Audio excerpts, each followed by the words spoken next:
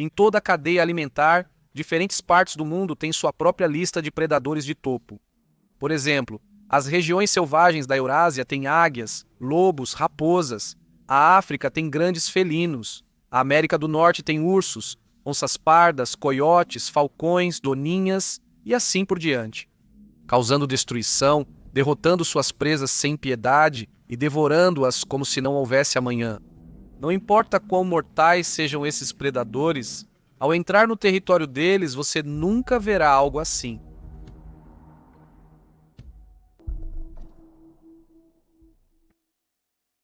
Este é o território de um pássaro pouco maior que um pardal, mas muito mais feroz ou, para ser mais preciso, mais insano do que metade da cadeia alimentar reunida. Conhecido como açougueiro dos céus, essa criatura não mata só para se alimentar, mas também pelo prazer de matar.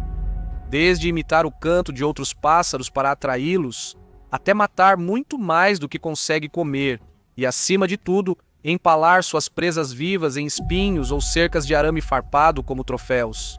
O que ele deixa para trás é uma cena tão perturbadora que parece saída de um filme de terror.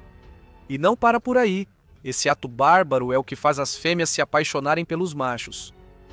Conheça o Shrike, o empalador.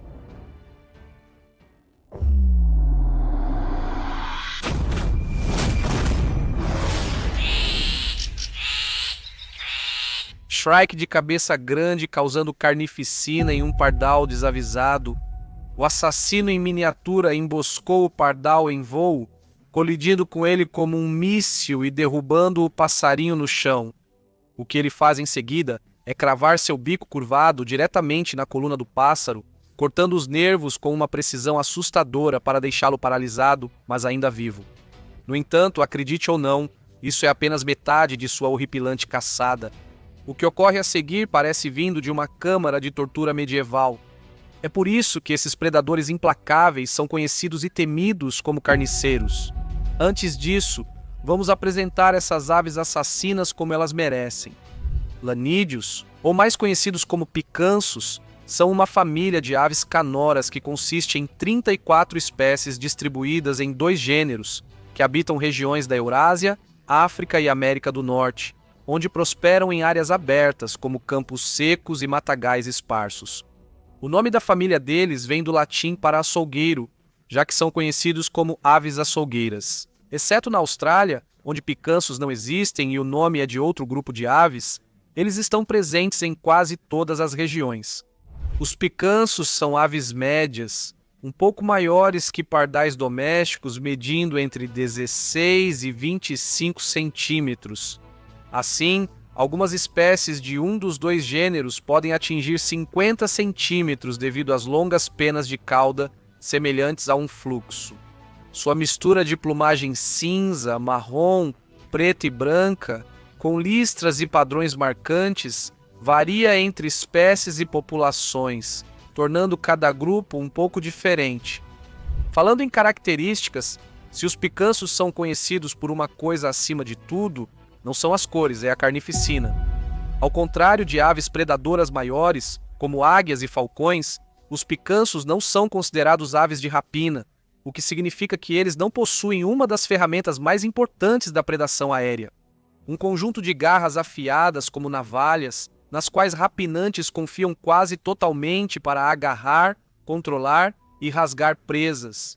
O picanço, sem esse equipamento natural, pareceria em desvantagem, mas é aí que surge sua vantagem mais mortal.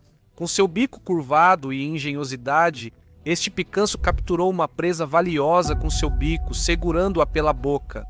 Ao notar que o lagarto ainda se mexe, o pássaro salta e gira como acrobata, sacudindo a presa no ar com estalos fortes, tentando terminar o trabalho ali mesmo. Mas isso é só o meio desse episódio de caça.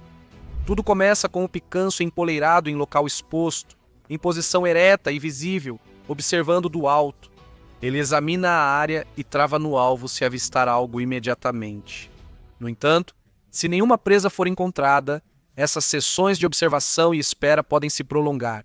Durante esse tempo, a ave astuta pode até imitar os chamados de suas presas, fingindo ser uma delas, enganando as vítimas desavisadas a se aproximarem, sem ideia do que as espera. Assim que avista ou atrai com sucesso um alvo para dentro do alcance de ataque, ela mergulha em um voo controlado para baixo, ganha velocidade rapidamente e agarra a presa no ar com o bico, ou a pega diretamente do chão, se ela já estiver lá, como caça de um poleiro aberto. Animais menores próximos costumam se esconder sob arbustos ou entulho para não serem vistos. Nesses casos, a ave vasculha a cobertura ou espera por perto, exibindo asas e cauda brancas para assustar a presa e fazê-la correr. Mas nem sempre é a presa pequena que o picanço está procurando. Várias vezes eles foram vistos caçando e se alimentando de animais muito maiores do que eles mesmos. Nessas situações, o pássaro adota táticas de falcão, buscando uma morte limpa e calculada. Ele desliza rapidamente e atinge o pescoço ou cabeça do animal com um golpe forte e preciso, causando lesão tipo chicote.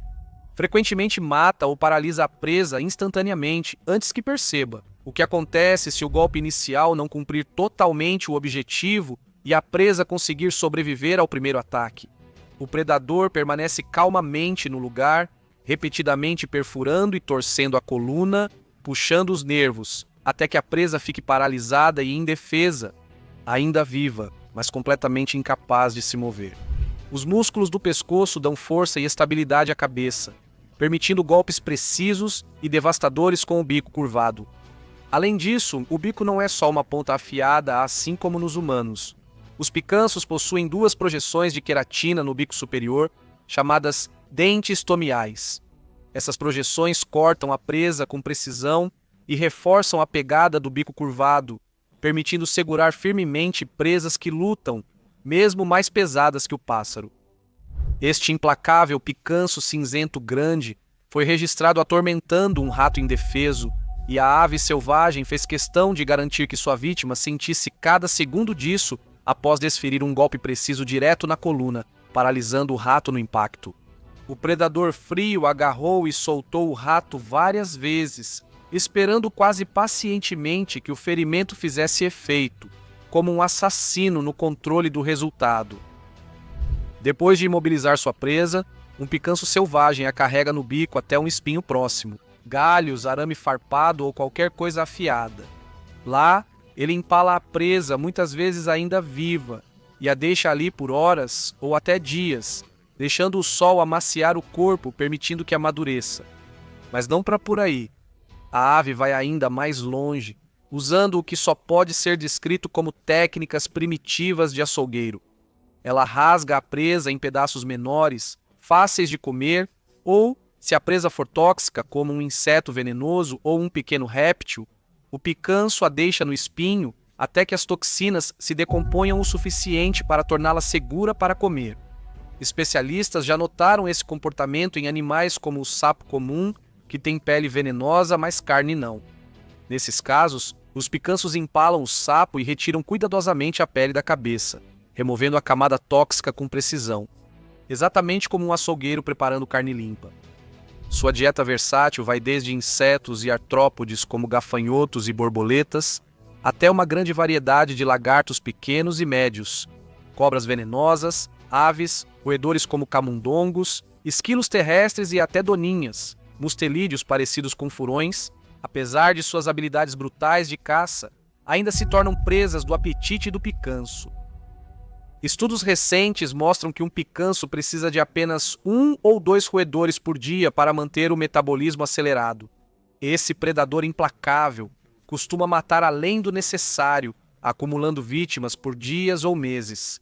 Essas mortes extras são deixadas empaladas em espinhos ou galhos afiados, criando locais de armazenamento assustadores, conhecidos como despensas ou depósitos, que frequentemente ficam cheios de diferentes presas empaladas, todas penduradas como troféus.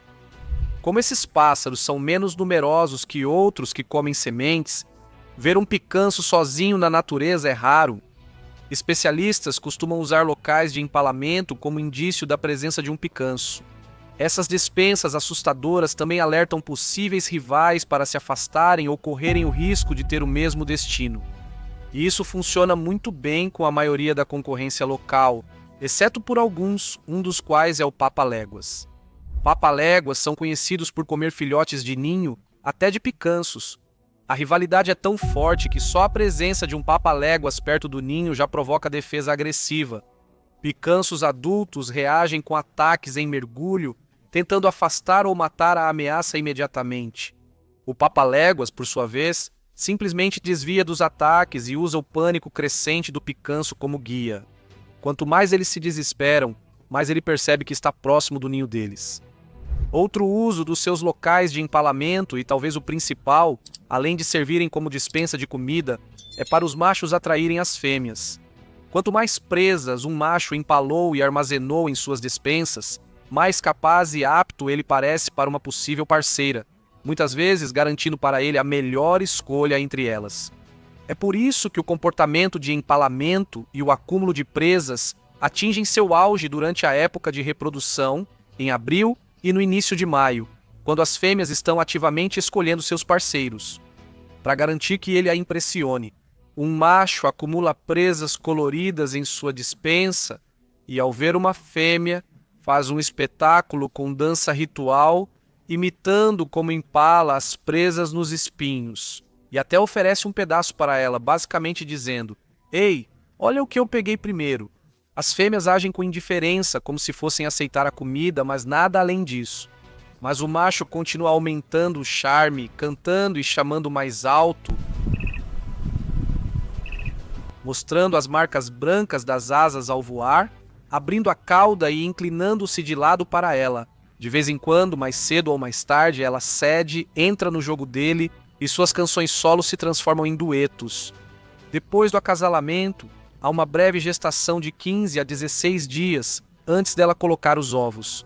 Mas esse intervalo entre acasalamento e postura é crucial. O macho precisa ficar por perto, alimentar bem a fêmea e protegê-la de outros machos que tentam acasalar com ela ainda receptiva. Ainda assim, ele tem cerca de 1 em 3 chances de paternidade exclusiva. Assim, ninhos de várias espécies de picanço costumam ter filhotes de pais diferentes. Parece que ela não é de ninguém. Devido ao seu tamanho, essas aves ferozes não oferecem perigo real aos humanos, mas usam seus bicos afiados se sentirem ameaçadas. O ecólogo de desertos James W. Cornett contou em um artigo como tentou colocar uma anilha em um picanço e acabou com o dedo rasgado pela ave agressiva. Dito isso, os humanos causaram muito mais danos aos picanços do que eles jamais causaram a nós. Picanços famosos pelo canto são muitas vezes capturados e mantidos como pets em várias regiões do mundo. Problemas humanos, como destruição de habitats e mudanças climáticas, impactaram gravemente populações locais de picanços, algumas extintas. No geral, a situação não é tão ruim. Das 34 espécies de picanço em 2 gêneros, 30 são consideradas de menor preocupação pela União Internacional para a Conservação da Natureza, 3 são quase ameaçadas e uma está criticamente em perigo. Então, por enquanto, esses habilidosos empaladores estão conseguindo manter seu território. Falando em empaladores, você sabia que o infame governante da Valáquia do século XV ou da Romênia atual, Vlad de Drácula, costumava literalmente empalar seus inimigos? Depois sentava-se ao lado das vítimas empaladas para jantar e comandar a corte, como se fosse um dia comum. Há até ilustrações históricas dele relaxando entre corpos empalados. Assustador, não acha? Isso faz você se perguntar se Vlad se inspirou no Shrike, ou se os Shrikes pegaram algumas ideias do seu manual de horrores. De qualquer forma, nenhum deles nos persegue. Então, o que sabemos? Ainda assim, eu adoraria saber o que você pensa. Deixe suas opiniões nos comentários e, como sempre, te vejo no próximo vídeo.